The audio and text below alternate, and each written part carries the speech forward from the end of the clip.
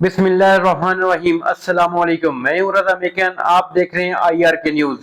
आइए जानते हैं कुछ आज की अहम अपडेट्स इमरान रियाज खान से। अली अमीन गंडापुर साहब वाला जो एपिसोड है उसके बहुत ज़्यादा आफ्टर शॉक्स आ रहे हैं। और गंडापुर साहब ने एक स्टोरी दी। उन्होंने कहा जी कि मैं किस तरीके से रात गुजारी, मैंने आपको पूरे वीलॉग में बताया। और वो रात गुजारने के बाद मैं कैसे उतरा, कैसे मैं निकल गया, किसी की नज़रों में नहीं आया।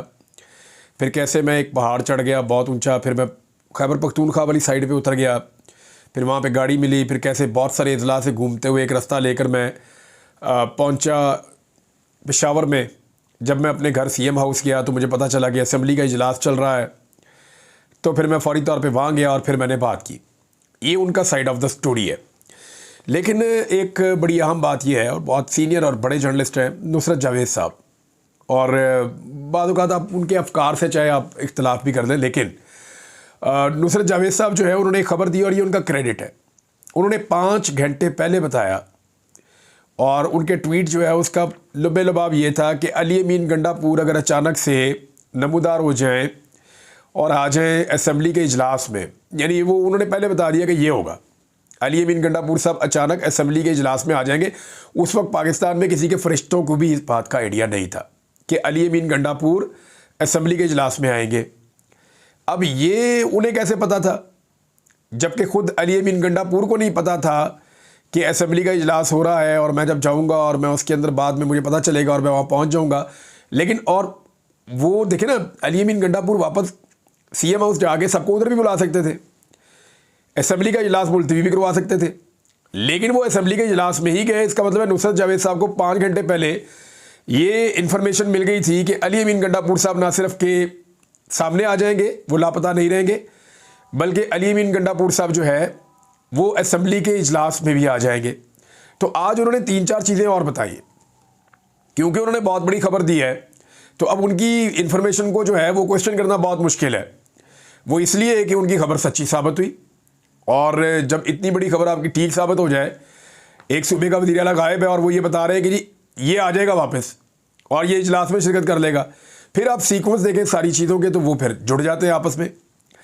अब नुसरत जावेद साहब मज़ीद चीज़ें जो बता रहे हैं वो ये बता रहे हैं कि वो 2:30 बजे के करीब वो पहुंच गए थे पेशावर। ये जो अली अमीन गंडापुर साहब कह रहे हैं कि मैं शाम को पहुंचा हूं, इस बात को उन्होंने गलत करार दिया। उन्होंने कहा जी एक बहुत अहम शख्सियत जो सियासी नहीं है और ताकतवर शख्सियत, उसके साथ उन्होंने दोपहर का लंच किया है 2:30 बजे, और अब ये चीज़ें खुलना शुरू हो गई हैं। ना सिर्फ दोपहर का लंच किया 2:30 बजे, बल्कि उसके बाद उन्होंने हयाताबाद में पाकिस्तान तहरीक इंसाफ के 3 लोगों से मुलाकात भी की। फिर उन्होंने मुज़ाकरात के हवाले से भी कोई बातें बताई। फिर ये बताया कि कैसे अली अमीन गंडापुर साहब फिर असेंबली में पहुंचे और आकर उन्होंने तकरीर कर दी। अब गंडापुर साहब की स्टोरी कुछ और है, नुसरत जावेद साहब की स्टोरी कुछ और है। फैक्चुअली अभी तक नुसरत जावेद साहब की स्टोरी के अंदर लॉजिक ज़्यादा है, और गंडापुर साहब की जो स्टोरी है, जब मैंने ये वीलॉग किया तो मुझे सैकड़ों के हिसाब से कॉल्स आई। मैं कुछ देर के लिए सो गया था, तो उस बीच में भी मुझे बहुत सारी कॉल्स आई और मैसेजेस आए। लोग ये कह रहे हैं जी आपने एज इट इज़ उनकी बात बता दी, फिर आपने क्वेश्चंस भी उठा दिए, और जो पॉइंट ऑफ व्यू आपका आपने वो भी बता दिया, लेकिन हमें अली अमीन गंडापुर साहब की जो स्टोरी उन्होंने बताई उस पर हमें यकीन नहीं आ रहा, हमें समझ नहीं आ रही। स्पेशली जो लोग इस्लामाबाद में रहते हैं, उस एरिया को, उन पहाड़ों को जानते हैं, और जितने जर्नलिस्ट हैं इस्लामाबाद में वो कहते हैं हम कैमरे लेकर उस बिल्डिंग के गिर्द फिर रहे थे, तो ये कब निकल के चले गए, हमें क्यों नहीं पता चला। हमने घेरा डाला हुआ था, पुलिस ने डाला हुआ था, रेंजर ने डाला हुआ था, तो ये कैसे हो सकता है। बहरहाल इन सवालों के जवाब जो है वो अली अमीन गंडापुर साहब ही दे सकते हैं, लेकिन उनके बारे में एक के बाद एक डेवलपमेंट हो रही है। अब गंडापुर साहब के वापस आने के बाद उन्होंने एक जुमला बोला था कि हालात बेहतर हो जाएंगे और अच्छी खबर आएगी, और उम्मीद रखनी चाहिए हमेशा अच्छी खबर के लिए। लेकिन पाकिस्तान तहरीक इंसाफ के लिए 3-4 बुरी खबरें गंडापुर साहब के लापता होने से वापस आने तक के दरमियान, और वापस आने के बाद जो है अगले 24 घंटे में 4 खबरें आ गई हैं। एक खबर तो ये है कि इमरान खान साहब की बहनों का मज़ीद वो उनका रिमांड हो गया। उन्हें पहले पेश नहीं किया जा रहा था, पेश किया गया तो उनका रिमांड हो गया है। हालांकि हम सब जानते हैं, वीडियो मौजूद है, कि अलीमा खान और उनकी दूसरी बहन जो है वो बिल्कुल एक पार्क में साइड पे खड़ी थी, डी चौक में भी नहीं थी, और ये 2 ख़वातीन थी जो खड़ी थी। दफ़ा 144 की खिलाफ वर्जी भी नहीं हो रही थी, इनके पास कोई हथियार भी नहीं था, और पुलिस के साथ इन्होंने मुज़ामत भी नहीं की। तो कोई कानून इन्होंने नहीं तोड़ा, लेकिन इसके बावजूद उनका रिमांड हो गया। एक तो ये चीज़ है। दूसरा, मैं आपको क्लियरली बता दूं कि इमरान खान की बहनों से पाकिस्तान तहरीक इंसाफ में कुछ लोग नाराज़ हैं और वो इस बात का तस्करा करते रहते हैं और वो ये कहते हैं जी कि इमरान खान की बहनें बाहर आके जो बातें करती हैं इमरान खान से सुन के उनका इम्पैक्ट होता है, तो हमारे ऊपर प्रेशर बनता है, तो इनको चाहिए कि ये नॉन पॉलिटिकल है, इनकी सोच पॉलिटिकल नहीं है, हम क्योंकि सियासी लोग हैं तो इनको बाहर आके ये स्टेटमेंट्स नहीं देने चाहिए। अब वो बहनें, उनका भाइयों ने जो कहता है वो बाहर आके कह भी देती है बाद औक़ात, और हो सकता है इमरान खान साहब उनको कहते हो कि तुमने बाहर जाके ये बात करनी है, वो उन पर ट्रस्ट करते हैं, वो उनकी बहनें, तो वो फिलहाल अब उनकी बहनें भी अंदर हैं। इस वक्त तो ये सूरत हाल है। दूसरी दो डेवलपमेंट्स और है इमरान खान के हवाले से कि इससे पहले वो सिर्फ कैद थे और अब वो अगले 12-13 दिन के लिए कैद तन्हाई में चले गए हैं इमरान खान साहब। कैसे? पंजाब हुकूमत ने जो है वो ये फैसला किया है और सुप्रिटेंडेंट ने ये रिकॉर्ड भी दे दिया है और उन्होंने ये बता भी दिया है कि 18 तारीख तक अडियाला जेल के अंदर जितनी भी मुलाकातें होनी हैं वो सारी कैंसिल कर दी गई है। ऑफिशियली मुलाकात नहीं हो सकती। अब पाकिस्तान तहरीक इंसाफ जाएगी, जाकर हाई कोर्ट में अपील करेगी, केस जस्टिस आमिर फारूक साहब के पास लगने के ज़्यादा इम्कानात हैं और वो सिक्योरिटी के नाम के ऊपर इसको कितना डिले कर सकते हैं, ये लेट्स सी क्या होता है। लेकिन साफ बात यह है कि इमरान खान साहब को कैद तन्हाई में डाल दिया गया अब इस सारे एपिसोड के बाद जो इस्लामाबाद में हुआ। दूसरी चीज़ जो हुई वो ये हुई कि इमरान खान साहब का एक केस चल रहा था अल-कादर यूनिवर्सिटी वाला।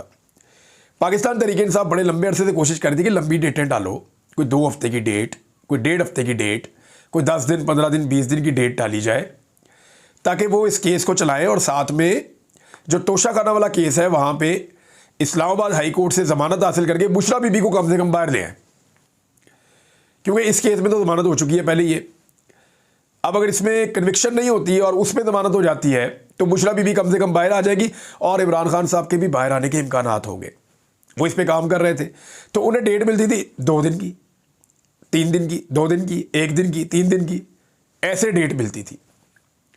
उसकी वजह यह थी कि अदालत बहुत तेज़ी से केस चलाना चाहती थी।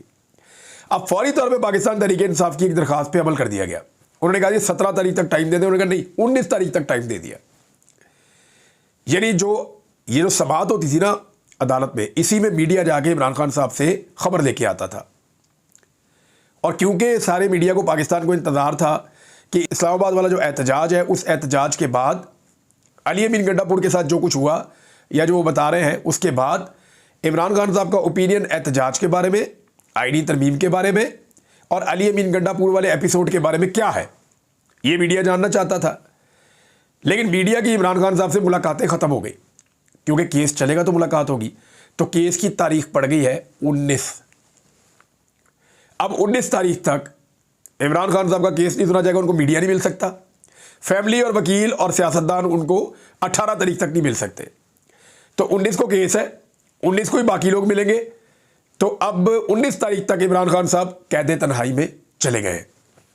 तो जो बातें इमरान खान साहब के ज़रिए से बाहर आ सकती थी वो अब नहीं आएगी।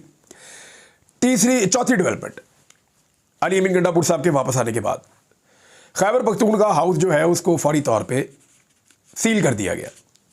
ये दिन के टाइम की एक्टिविटी है और उसको सील करने के पीछे जो वजूहात, मैंने चंद लोगों से बात की तो क्योंकि इस पर स्पीकर जो है सूबाई असम्बली के खैबर पख्तूनख्वा के, उन्होंने इस पर कमेटी भी बनाई है। तोड़ फोड़ जो ये जो नुकसान हुआ है उसको जाके देखें, जो जिम्मेदारान है उनका तयन करें। लेकिन कमेटी तो अंदर तब जाएगी ना जब उनको इजाज़त मिलेगी। सीडीए ने जाके एक सूबे का हाउस उसको सील कर दिया कि यहाँ पे कोई चीज़ शायद गलत बनी हुई है। मामला ये तामीर करने वाली हुकूमत, बनाने वाली हुकूमत, हर चीज़ जो है वो हुकूमत की ही है और ये बहुत लंबे अरसे से खैबर पख्तूनख्वा हाउस यहाँ पे मौजूद है। ना पुराने किसी दौर के अंदर, ना पीटीआई के किसी दौर के अंदर इसके ऊपर सीडीए ने कोई अटैक या रेड नहीं किया, इसको सील नहीं किया। लेकिन जैसे इसके अंदर तोड़फोड़ हुई और अली अमीन का स्टेटमेंट आया, असद कैसर का स्टेटमेंट आया कि जनाब ये हम सामान टूट फूट ये हम नौजवानों को और सबको दिखाया करेंगे, हम इसको ठीक नहीं करवाएंगे, तो फौरी तौर पे जो है उसको सील कर दिया गया। अब 2 चीज़ें होंगी जो मुझे पता चली है। नंबर 1, इसके पीछे मकसद ये है कि खैबर पख्तूनख्वा हाउस जो है वहाँ पे पाकिस्तान तहरीक इंसाफ की पॉलिटिकल एक्टिविटीज़ होती है।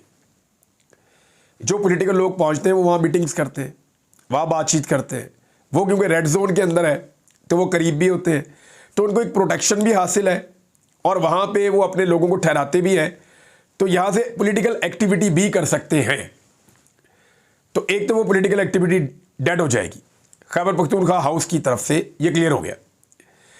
दूसरा, इसको रिपेयर कर दिया जाएगा, यानी जो तोड़फोड़ की है, जो नहीं चाह रहे होंगे जिन्होंने तोड़फोड़ की है वो दिखाई जाए तोड़फोड़ या नजर आए किसी को, तो उसको रिपेयर कर दिया जाएगा।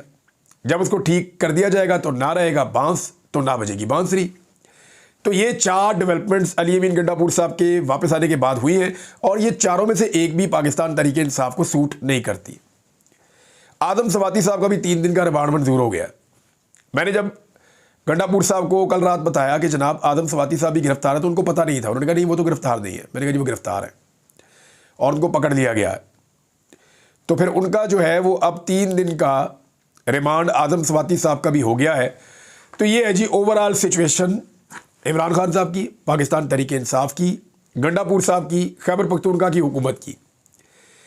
एक चीज़ मैं आपको और बताता हूँ, अली अमीन गंडापुर साहब ने जिस किस्म के एहतजाज किए थे और जितना जोर लगाया था, हत्ता कि ये जो इन्होंने लॉन्ग मार्च किया है ना, डी चौक तक पहुँचना, ये बहुत बड़ा कारनामा है, ये हर आदमी नहीं कर सकता। वो विजुअल्स आप देखें कैसे 40-40, 30-30 कंटेनर इकट्ठे खड़े किए हुए हैं। उनको हटाना आप समझे पहाड़ सर करने के बराबर है, लेकिन उनको हटाकर ये पहुंचे बहुत बड़ी बात है।